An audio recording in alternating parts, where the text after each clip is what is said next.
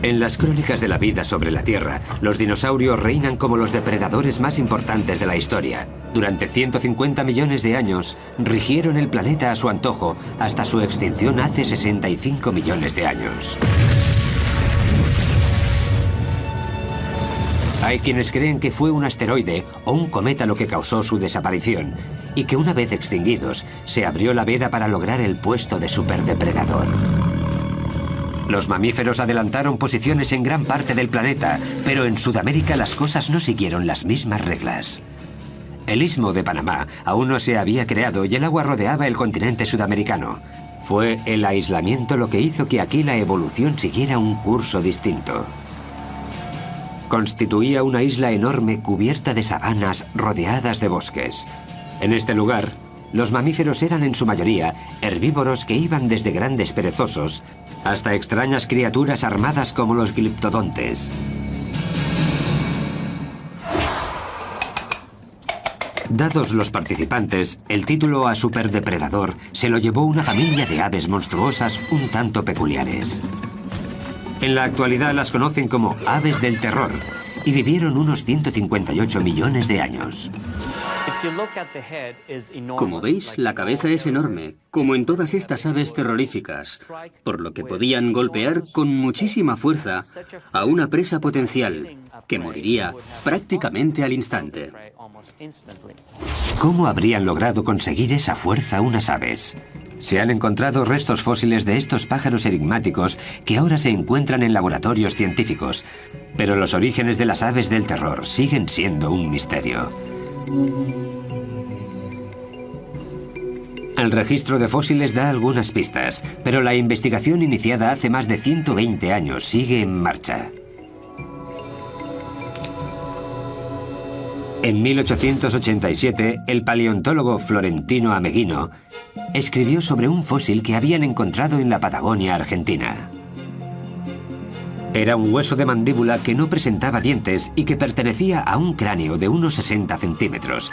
Dadas las dimensiones y según Ameghino, debía de tratarse de un mamífero. Tras varias investigaciones y sus posteriores descubrimientos, se dio cuenta de que se había equivocado. A los científicos les llevó otros 4 años identificar a aquellos grandes depredadores como aves. Las pistas clave las encontraron en el centro de los propios huesos fósiles. Luis Chiappe es uno de los expertos en estos pájaros más importante del mundo. Se dedica a estudiarlos en el Museo de Historia Natural de Los Ángeles.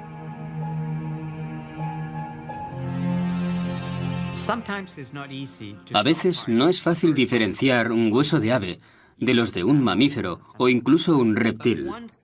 Pero lo que sí suele ser más común es que los huesos de ave son más huecos y tienen una especie de finos muros, cosa que no ocurre en mamíferos y reptiles. El hueso de mi mano derecha es de cocodrilo y se puede apreciar la diferencia. Con el tiempo fueron apareciendo más fósiles de aves. ¿Pero de qué tipo? Sin lugar a dudas, de los grandes y de ejemplares sin alas. Posteriormente se encontraron también cráneos con picos muy afilados y con forma de gancho, lo que indicaba que estos monstruos eran carnívoros. Cuando apareció el primer cráneo completo de un ave del terror, los científicos se dieron cuenta de que aquel superdepredador no era un mamífero sin dientes, sino un ave depredadora y un ave gigante. Los picos en forma de gancho y las garras afiladas son las dos características que las aves del terror comparten con las aves de rapiña actuales. Solo que si tenemos en cuenta que medían hasta 2 metros y pesaban unos 180 kilos, estos pájaros dan mucho más miedo. Durante los primeros 100 años, tras el primer fósil encontrado, los científicos se toparon con restos suficientes para lograr identificar hasta 17 especies distintas de estas aves. Variaban en tamaño y vivieron en épocas diferentes durante un tiempo total de casi 60 millones de años. Pero en 2005 ocurrió algo inesperado. En Argentina salieron a la luz indicios de una nueva ave del terror. Un alumno de secundaria, Guillermo Aguirrezabala, salió a buscar fósiles con un amigo y acabaron realizando un descubrimiento histórico. Guillermo, ahora estudiante de paleontología en Buenos Aires, se ha sentido fascinado por los fósiles desde que era un niño. El hallazgo fue en el verano de 1999. No recuerdo bien la fecha, pero tiene que ser marzo. Sucedió a las afueras de la ciudad de Comayo, cerca de la linde oeste de la Patagonia Argentina. Se sabe que estas aves habitaban toda esa zona, además de Uruguay y Brasil. Nosotros ya habíamos encontrado algún que otro fósil, por lo que ya conocíamos los lugares y también sabíamos reconocer los fósiles. Este, particularmente, era un cráneo casi completamente cubierto. A partir de que encontramos las primeras piezas, contactamos con la gente de la Asociación Paleontológica de Bariloche. Y allí fue donde aprendimos a extraer fósiles. Guillermo y su amigo cubrieron con cuidado su hallazgo y lo transportaron unos 60 kilómetros hasta la ciudad de Bariloche. Lo entregaron al Museo de Paleontología de aquella pequeña ciudad y allí estuvo prácticamente ignorado durante 5 años. Cuando Luis Chiappe se enteró de lo ocurrido, se llevó un equipo internacional para que clasificase el nuevo ejemplar en la familia de las aves del terror. Resultó que se trataba de una especie totalmente nueva. Este cráneo mide casi 70 centímetros. Es enorme. Nos dejó atónitos. Fue un momento único. Eso sin duda. El equipo de Luis dató el cráneo en hace 15 millones de años y lo llamó Kelenken guillermoi. Kelenken por un antiguo espíritu de la Patagonia y Guillermoi por Guillermo. Se trataba de un descubrimiento único. Estaban ante una especie nueva con una cabeza distinta a la de cualquier otra ave de la historia. Con un cráneo de casi 70 centímetros, estamos ante el cráneo de ave más grande del mundo. Es incluso más grande que el de un caballo. Luis comparó los fósiles de otras aves del terror con los del Kelenken, tanto el cráneo como los huesos de una pata que se encontraron al mismo tiempo. Su deseo, aprender más cosas sobre el Kelenken, fuerza, velocidad. Tras examinar el cráneo de un ejemplar más pequeño de esas aves terroríficas, Luis Chiappe comienza a hacerse una idea de qué aspecto podría tener la especie nueva. Durante su estancia en Bariloche, la paleontóloga Sara Bertelli analizó los huesos de Kelenken del museo, los comparó con los de otras aves del terror y estipuló las posibles medidas de un Kelenken.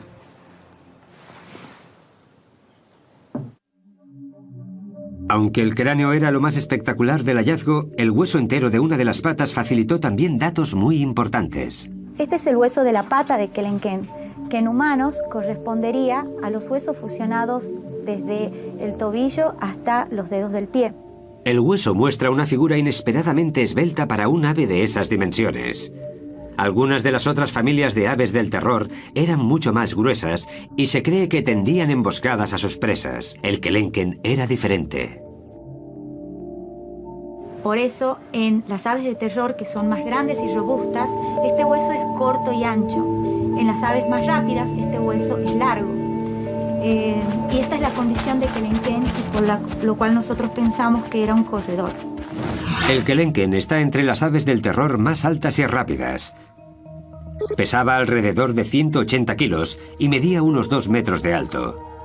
Sus patas eran muy esbeltas y musculadas, por lo que debían de alcanzar velocidades altas.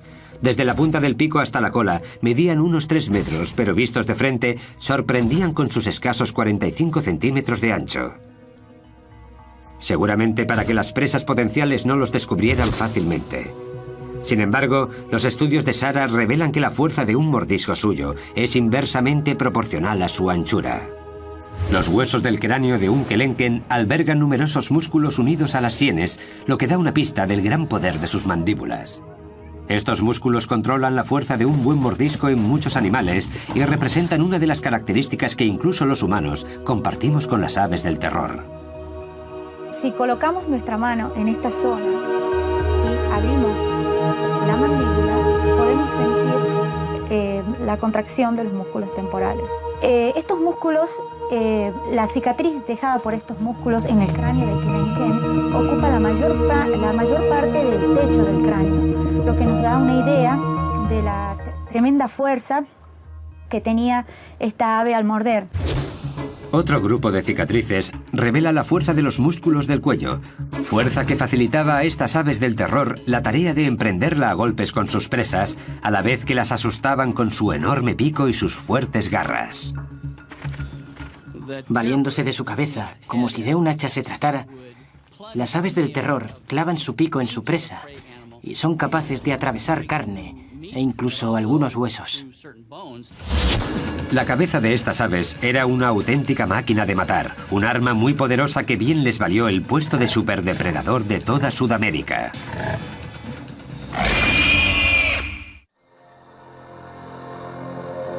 En Sudamérica, el cráneo de las aves Kelenken traen de cabeza a los investigadores que las estudian.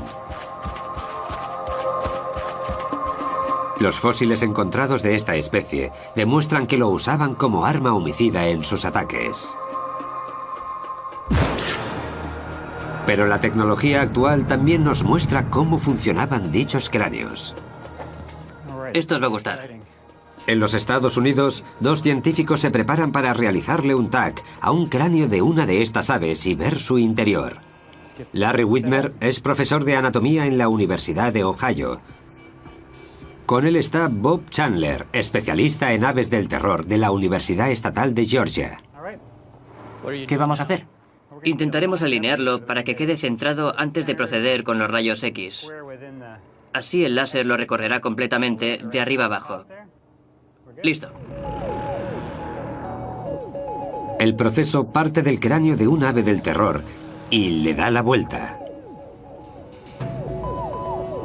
No tarda ni un minuto, pero las imágenes resultantes dan pistas de la naturaleza de aquellas aves y de cómo vivían y cazaban.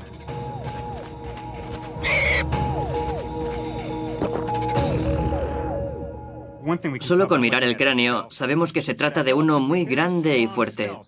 También se aprecia este pilar delante de la cuenca de los ojos, un pilar largo y fuerte. En la zona correspondiente a las mejillas hay una especie de barra bastante gruesa que nos sugiere que el cráneo en sí estaba diseñado para dar y soportar fuertes golpes. Algo que el pacífico y herbívoro Homalodotherium habría comprobado por sí mismo al enfrentarse al temido Kelenken. El Homalodotherium era una de las presas más comunes del Kelenken.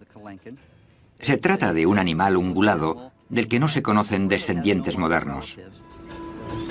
Era un animal muy lento de unos 275 kilos que pesaba casi un 50% más que el Kelenken, por lo que este último necesitaba una buena estrategia de caza. Una de esas posibles estrategias podría ser atacar a su presa en la parte inferior del cráneo para paralizarla. Una vez derribada la víctima, el pico del ave del terror se encargaría de desgarrarla, un comportamiento habitual incluso en las aves existentes en la actualidad. Sí, ya lo sé. Joe Cam es adiestrador de animales en el sur de California. Con la ayuda de un halcón es capaz de demostrar el uso que hacen las aves de presa de su pico como herramienta primaria. Nos da una idea de cómo se ayudan con el pico. Básicamente, lo hunden en el cuerpo de la víctima como si la estuvieran apuñalando. Posteriormente, con la parte inferior cortan y con la superior logran desgarrar grandes trozos de carne. Utilizan el